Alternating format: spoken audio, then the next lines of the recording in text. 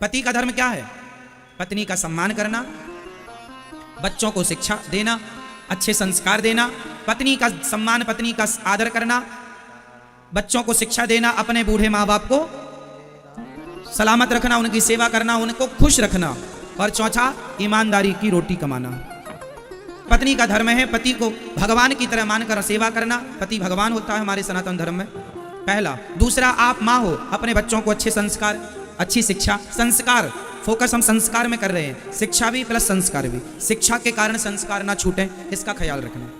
तो पति की सेवा करना और बच्चों को एक अच्छी माँ बनना, संस्कार देना। तीसरा, आपके द्वार पर कोई भी आए तो आपके द्वार से भूखा ना जाए।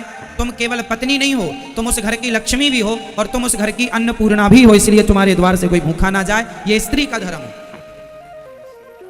ये पुरुष का, क्योंकि पुरुष कहेगा सुनो फलाना आया है जरा रोटी दे दो, अरे रोटी खत्म हो गई, खा तो लिया सारी आपने, खा ली, रोटी कहाँ, अरे बना लो, नहीं हम सबके लिए नहीं बनाते फिरेंगे, दिन भर बना, तुम्हारी नौकरानी है।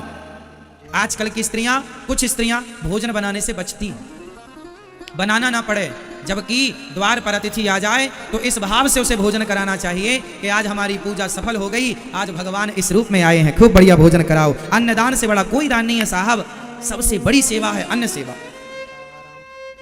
जब आदमी खाता है ना तो क्या निकलती है?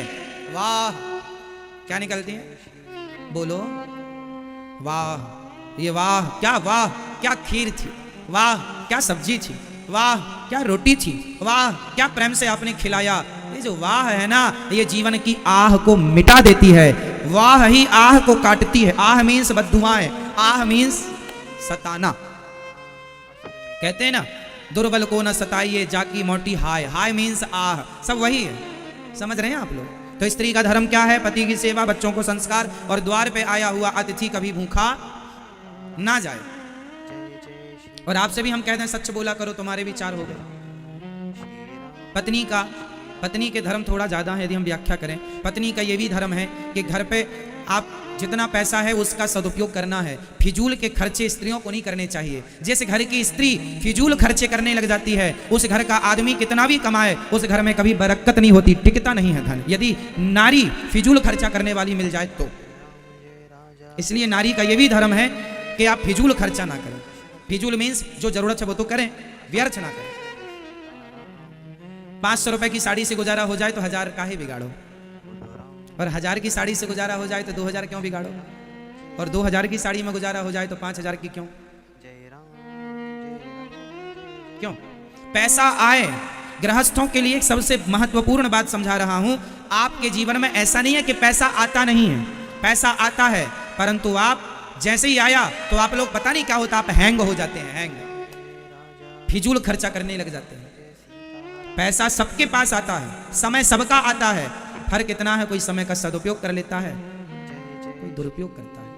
इसलिए हर समय एक सा रहेगा कोई नहीं जानता, इसलिए समय अच्छा है, 2 पैसे बचाओ, 2 पैसे बचा के बैंक में रखो। ये नहीं कि साड़ी खरीद, अरे बैंक में आपका पैसा है तो सेफ है।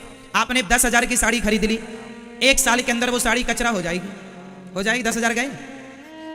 इससे अच्छा था कि 1000 की 10 साड़ियां खरीदती तो 10 जगह जाने के, 10 जगह पार्टी में जाने का हिसाब हो जाता, आज ये कल वो परसों ये, और 10,000 की एक ही खरीद ली। सामान्य लोगों को 2 पैसे बचाने की सोचनी चाहिए। आप करोड़पति हैं, अरबपति हैं, आपके पास खूब पैसा है, तब की तो कोई बात ही नहीं है साहब। फिर तो लोग अपने मोबाइल पर सोने का कवर चढ़वाते हैं, उनकी तो कोई बात ही नहीं कर रहे हैं हम।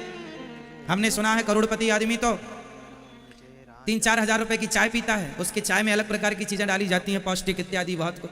5-5, 10 हजार की चाय, 5 स्टार होटल में 5-5 हजार की चाय मिलती है साहब। फिर पैसा है तो आदमी चाय 5 हजार की पीता है। दुरुपयोग तो सब प्रकार से हो रहा है। लेकिन आप जो सामान्य लोग हैं, आपसे कहता हूं तुम ज्यादा बड़े शौक ना पालना। जितना चादर हो उतना पांव पसारना चाहिए। कर्जे का घी नहीं खाना चाहिए। कर्जा ले लेके गाड़ी खरीद ली, फिर बैंक वाले उठाकर ले गए, ये तो कोई समझदारी नहीं हुई। कर्जा करके घर बनवा लिया, फिर बैंक वालों ने उस घर को नीलाम कर दिया, ये तो कोई समझदारी नहीं हुई। अपनी औकात से आगे ना जाया करो, ये गृहस्थ धर्म है। पैसा आए बचाओ, संभालो, बिजनेस करो। पैसा आए तो अपनी थोड़ी मोड़ी प्रॉपर्टी बढ़ाओ, बिजनेस करो, धन से धन बढ़ाओ, 2 पैसे ज़्यादा कमाने की सोचो, आगे बढ़ो। बच्चों को अच्छे स्कूल में पढ़ाओ, अच्छे से अच्छे संस्कार दो। बच्चों के लिए आप बिल्कुल सजग रहो। बड़े स्कूल में पढ़ा देना और बच्चों से नज़र हटा लेना तो भी बच्चे बिगड़ जाएंगे। एक चुनौती नहीं है साहब, बहुत चुनौतियाँ। समझ में आ रही है बातें? कल को ज़्यादा पढ़ा लिखा दोगे बच्चों को, तुम्हें छोड़कर चले जाएंगे, तो ऐसा भी ना हो कि तुम्हें छोड़कर तुम मर रहे हो, तुम्हें देखने भी ना आए तुम्हारी औलाद, ऐसा भी बच्चे ना हो। क्यों मेरी माँ? इसलिए जीवन में बहुत सावधानी से जीवन चलाना चाहिए, अच्छे से जीवन जीना चाहिए। जिम्मेदार स्त्री बनो और जिम्मेदार पुरुष बनो। तो गृहस्थ धर्म में कितने कितने नियम बताए हमने सबको, स्त्री और पुरुष को। पुरुष भी खर्चे ना करे, व्यर्थ का शराब ना पिए, व्यर्थ के शौक ना रखे, व्यर्थ में पैसा ना बिगाड़े। पैसा कहाँ लगाओ? बिजनेस में लगाओ, व्यापार में लगाओ, प्रॉपर्टी में लगाओ। पैसा कहाँ लगाना चाहिए? वहां पैसा लगाना चाहिए जहां से पैसे को बढ़ाने की संभावना हो। क्यों? सट्टा ना खेलना चाहिए, जुआ ना खेलना चाहिए, शराब ना पीना चाहिए, गलत संगति ना करना चाहिए। धन का हमेशा सदुपयोग करना चाहिए। और आपके खर्चे से, आपकी जरूरतों से 2 पैसा बच जाए तो वो थोड़ा सा धन धर्म से जोड़ देना चाहिए। क्योंकि आपके थोड़े थोड़े धन से जब आप सेवा करते हैं तो गौरी गोपाल आश्रम में वृद्ध माओं की सेवा होती है, यहाँ अन्य क्षेत्र चलता है।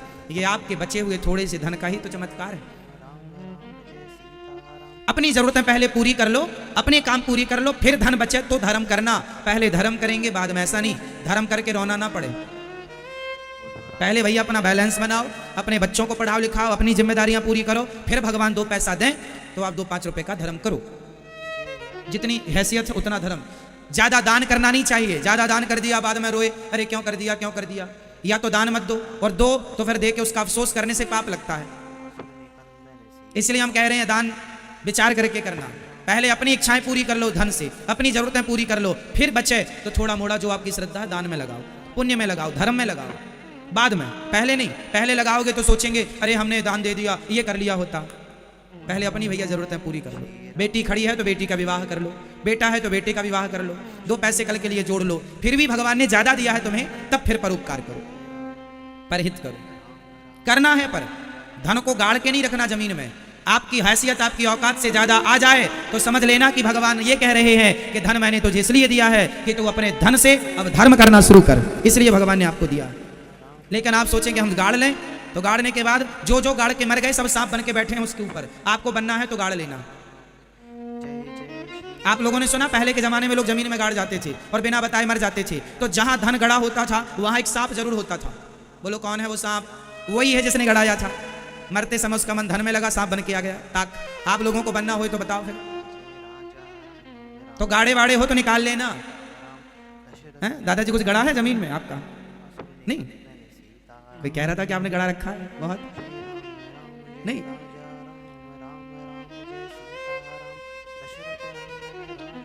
तो मैया आपने गड़ाया हो कुछ जमीन में? सोना चांदी हीरा मोती? नहीं। खुसर फुसर तो चालू हो गई, वहां गड़ाए थे, जाके निकाल लेना यदि गड़ा रखा हो तो।